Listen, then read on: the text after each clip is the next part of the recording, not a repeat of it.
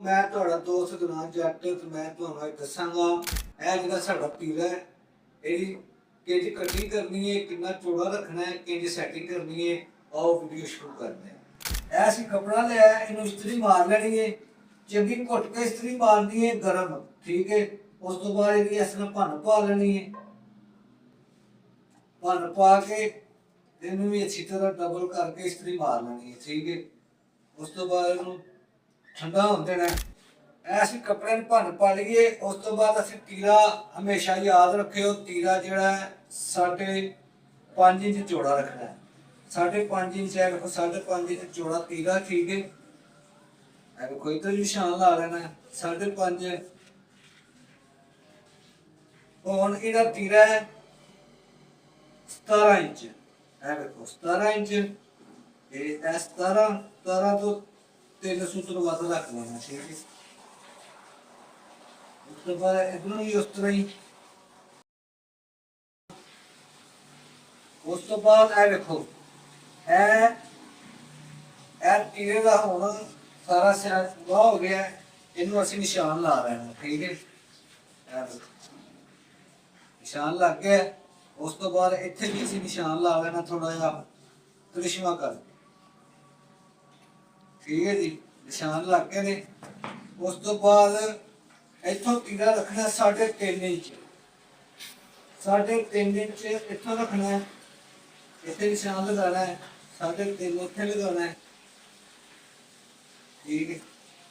थोड़ा वध ला लेना बहुत।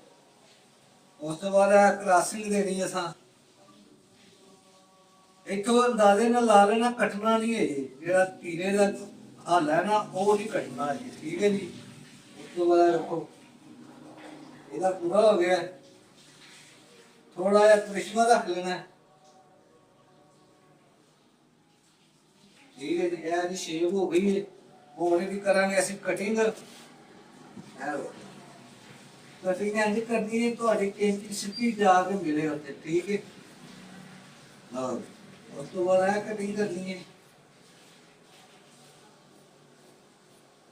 बिल्कुल आसान तरीका है, इस तरह ही कटिंग कराया करो, इंशाअल्लाह तुहाडी कमीज सही पवेगी, बिल्कुल परफेक्ट।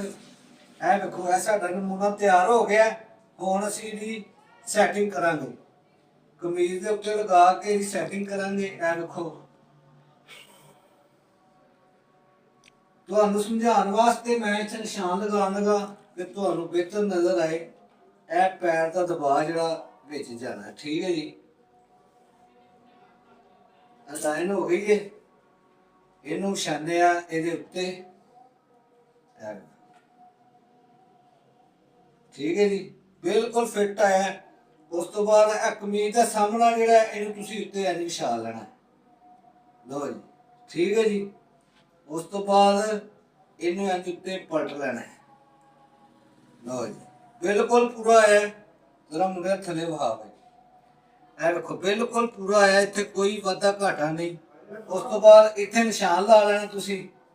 देखो यह जिथे कमीज का हाला सामने का हाला कटिया है, यह देखो यह हाला कटिया है, ये बिल्कुल सीधा निशान लगा लेना।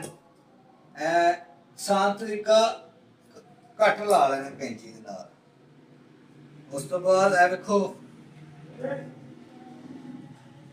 इनू तुसीं निशान भी ला सकते हो, पर जेडे पुराने दर्दी ने उंज ही तजर्बा हो जाता है। देखो ठीक है, ऐ करके ऐ इत्थों इंज निशान ला लो, ठीक है जी।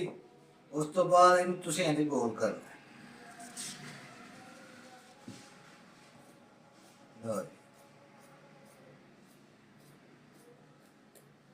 ऐ साडा तीरा कट करता है, तीरा रेडी है साडा लगाने वास्ते। ऐ फिर भी तुहानूं फिर सैट करके वहा देना।